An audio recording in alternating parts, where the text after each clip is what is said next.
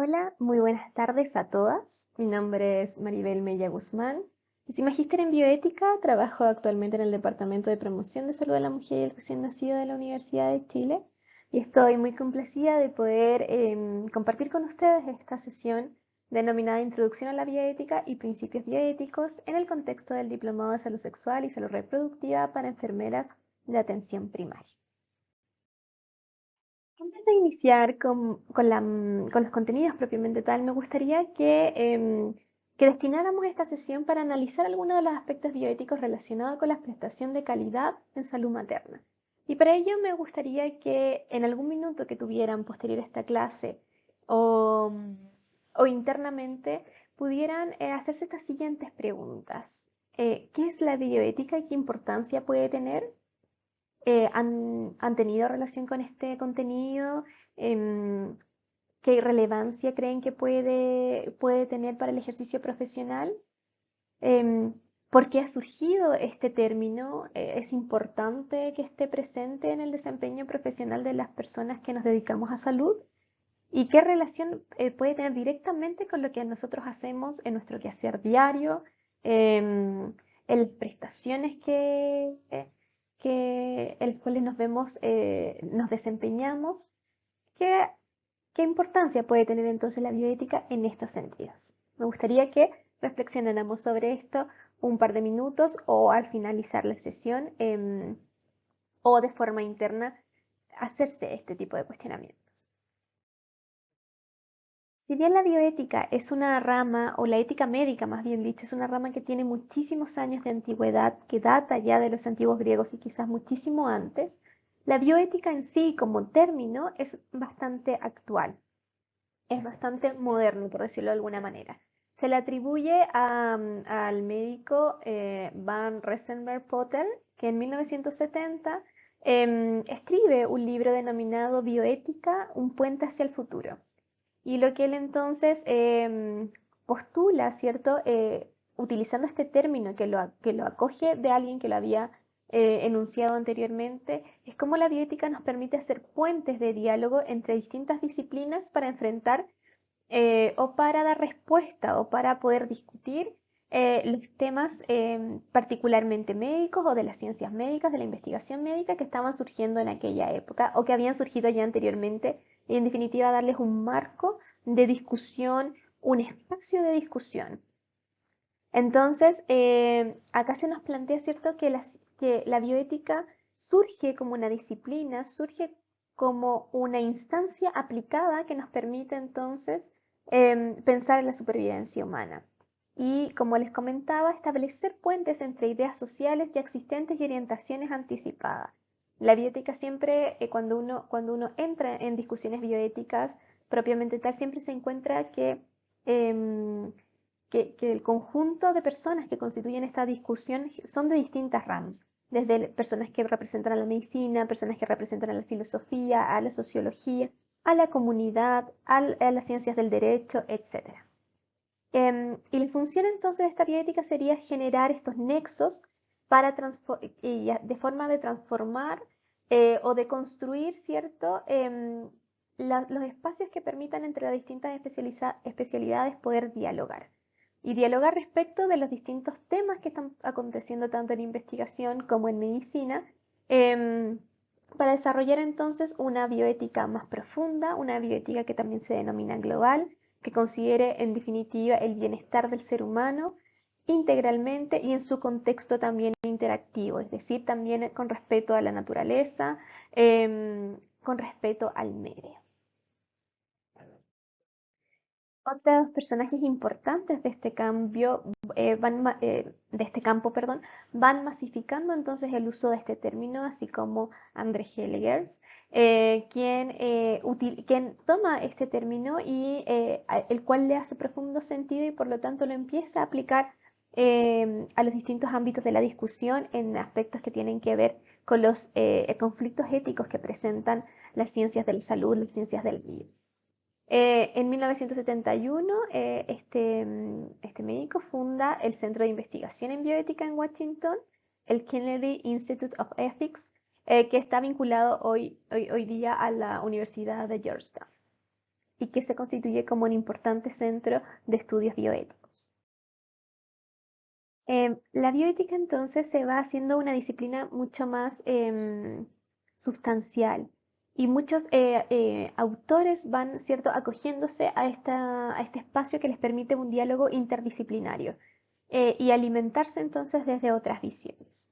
Warren Reid en 1978 genera esta enciclopedia de bioética donde nos comenta que es el estudio sistemático de la conducta humana en las áreas de las ciencias de la vida y la atención de la salud. En tanto que esta conducta es examinada a la luz de principios y valores humanos, que acá hay un fuerte fundamento filosófico entonces para situarse desde los principios y valores. Y podemos encontrar que de acuerdo al área que estemos viendo, por ejemplo, salud pública, la relación clínica, relación entre el profesional de salud y la persona que requiere una atención, en lo organizacional de las instituciones de salud, vamos encontrando distintas tendencias filosóficas muchas veces que están, ¿cierto?, examinadas a la luz de estos principios y valores y que orientan muchas veces la toma de decisiones éticas en salud.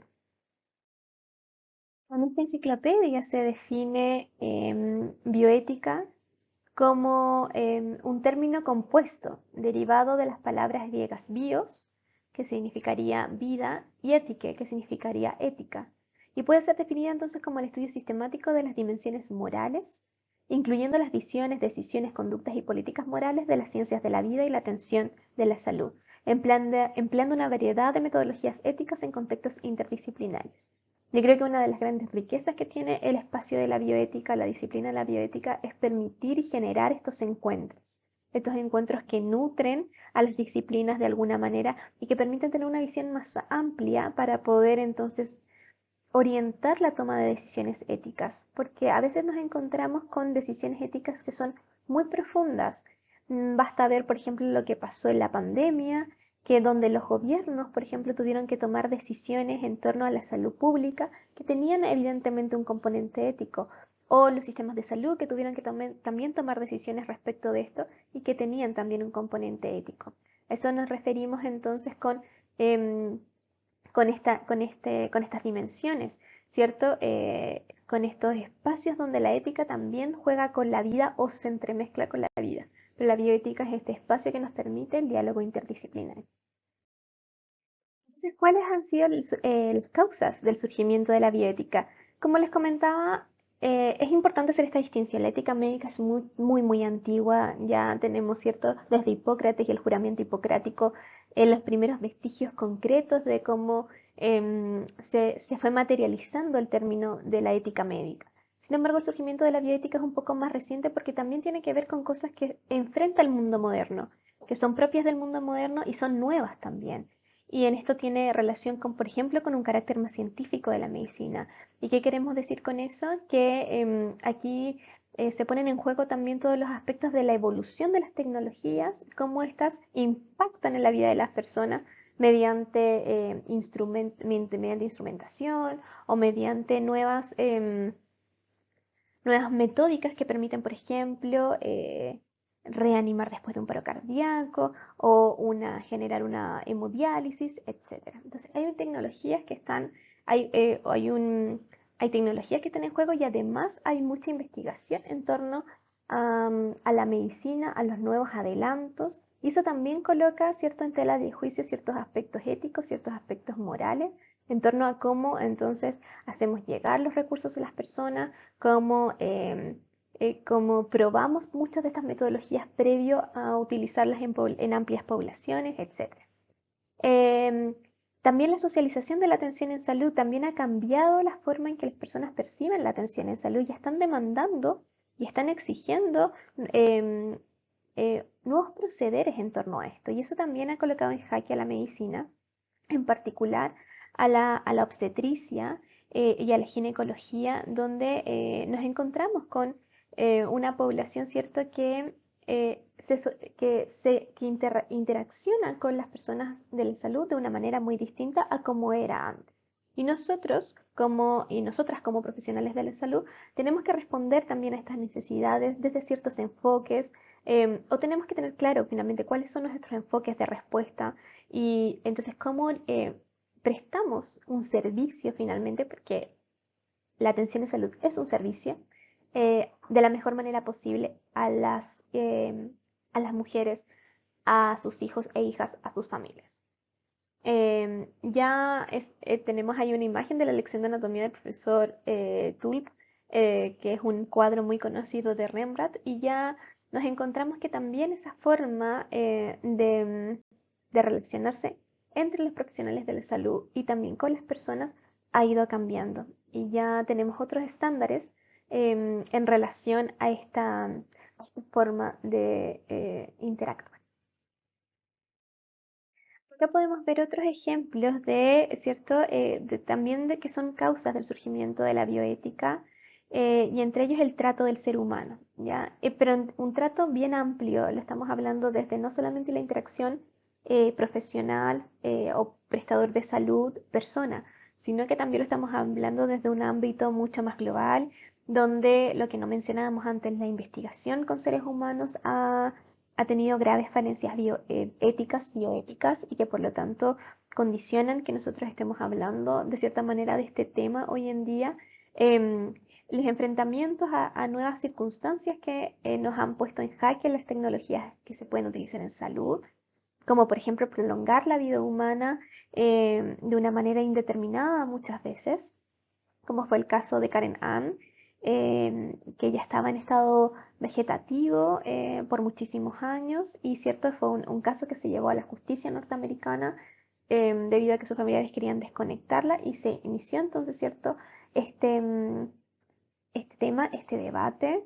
Entonces, hubo muchas tecnologías, y también se supo también de muchas formas en que se trató a las poblaciones de seres humanos, a seres humanos en particulares, de una manera que no corresponden a la dignidad que cada uno de nosotros tenemos. Y de ahí que también la bioética se haya instalado en estos espacios para dialogar, discutir y finalmente generar nuevos, nuevos acuerdos y nuevas formas en torno a estos acontecimientos que estaban ocurriendo.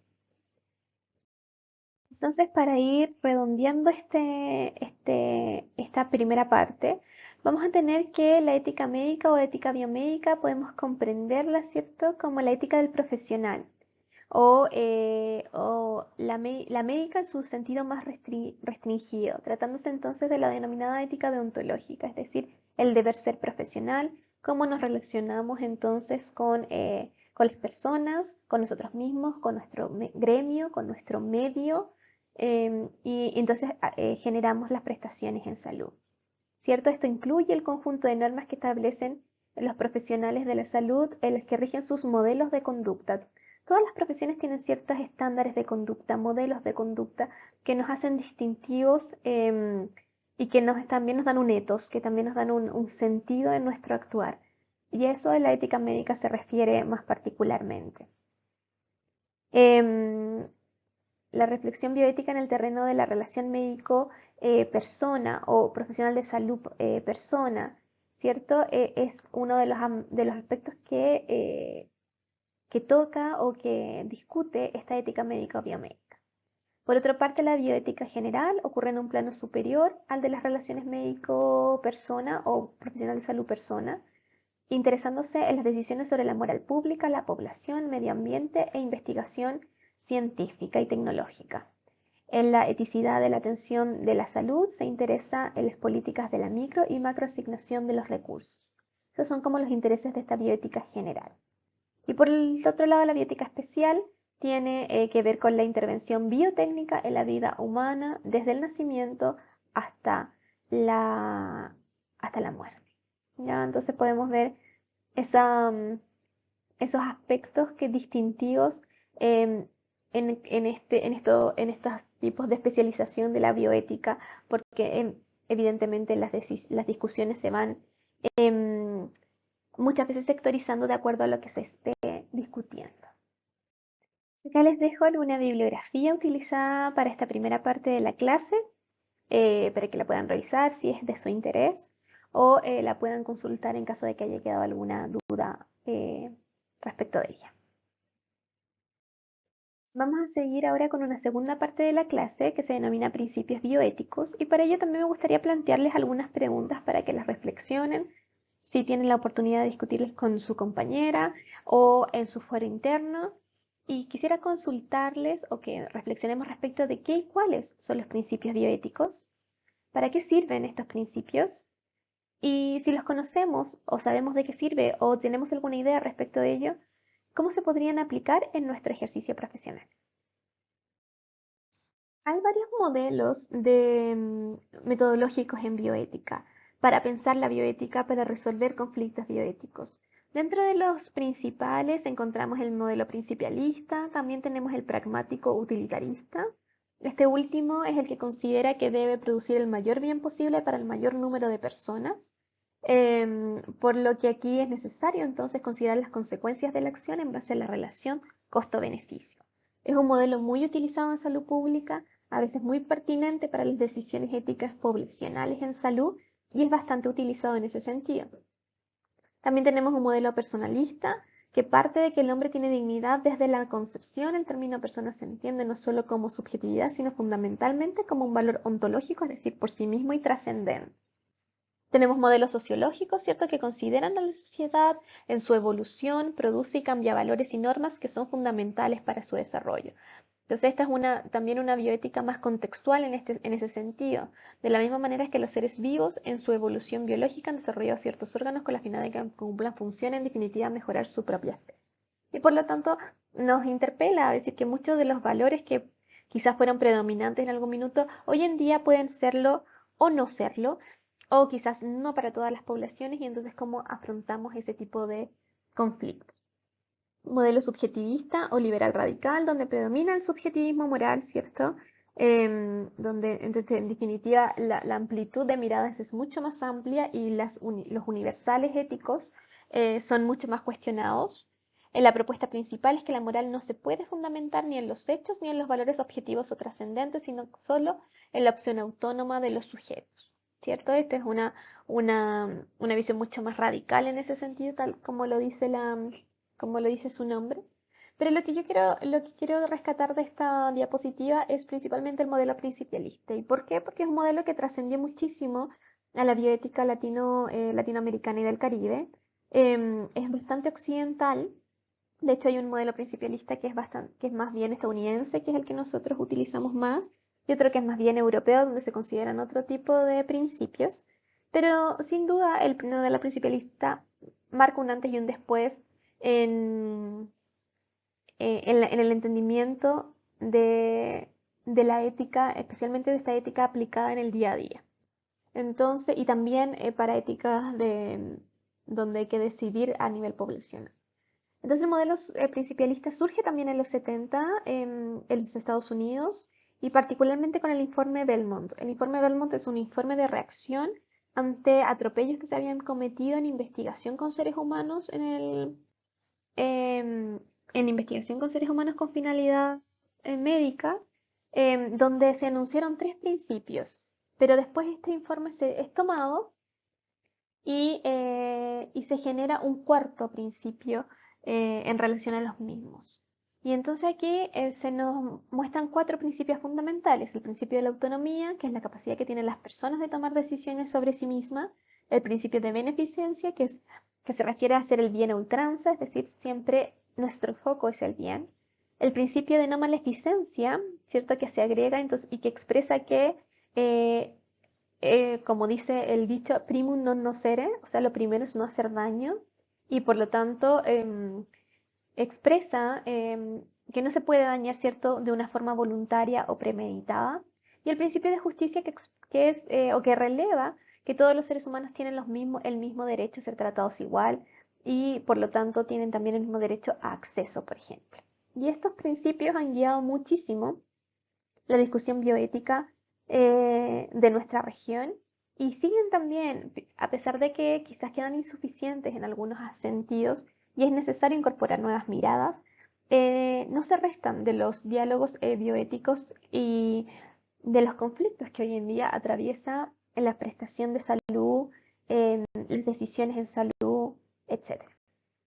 Como les comentaba en la diapositiva anterior, el informe Belmont es fundamental para la bioética principialista, porque acá emergen tres de los principios que se van a desarrollar después para la ética aplicada o la ética médica. Y si bien nacen de la ética de la investigación, son totalmente atingentes a la ética médica o a la bioética particularmente de la atención en salud, de la toma de decisiones en salud pública, etc. Entonces acá los principios de la investigación que se detallaron en este informe tienen que ver con el respeto a la autonomía, es decir, el respeto a el respeto a las personas propiamente tal. Y aquí, por ejemplo, se referían particularmente al uso del consentimiento informado para asegurar la comprensión y la información y la participación voluntaria.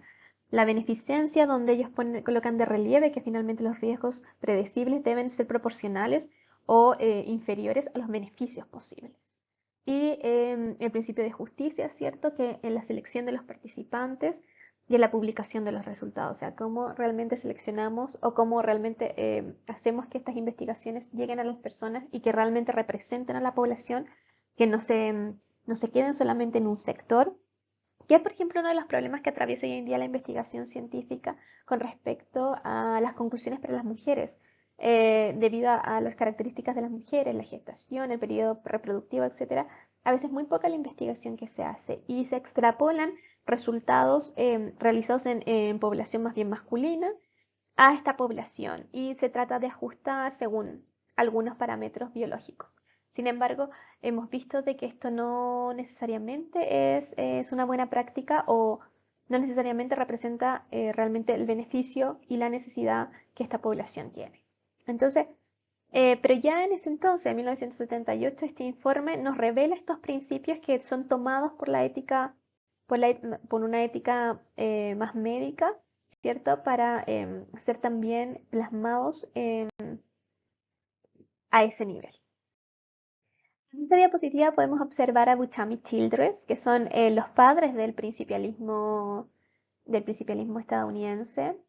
Buchan formó parte del personal de la Comisión Nacional para la Protección de los Sujetos Humanos de Investigación Biomédica, donde fue coautor del informe Belmont, por lo tanto participó desde su génesis en estos enunciados, y más tarde se unió con James Childress para llevar estos principios a y desarrollarlos en una ética biomédica. Entonces, de esta manera, escribe, ¿no es cierto?, o nace este primer libro donde se desarrolla la idea del principialismo aplicado a la ética biomédica que tiene sus orígenes en los Estados Unidos. Entonces, como les comentaba, Bucham y Childress establecen en su libro Principios de la Ética Biomédica estos cuatro principios. La no maleficencia, ¿cierto?, donde es abstenerse de hacer consciente acciones que dañen a otro. Primum non nocere, como les había dicho. La justicia, que está particularmente orientada hacia el sistema sanitario para dar al que más necesita.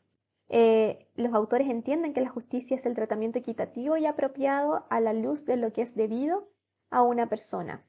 Una injusticia se produce cuando se le niega a una persona el bien al que tiene derecho o no se distribuyen las cargas equitativamente. Y entonces acá también nace el término de justicia distributiva, que es esta distribución imparcial, equitativa y apropiada en la sociedad, determinada por las normas justificadas que estructuran los términos de la cooperación social.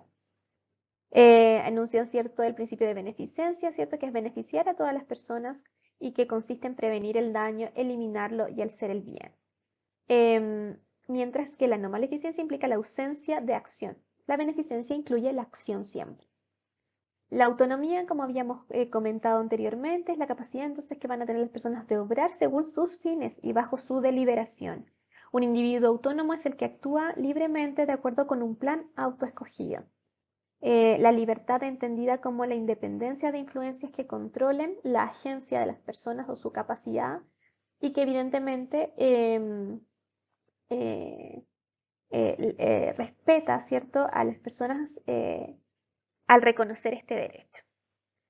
Em, entonces, los autores nos dan algunas reglas para tratar a las personas de manera autónoma o nos dicen finalmente cómo podemos orientar este trato en autonomía.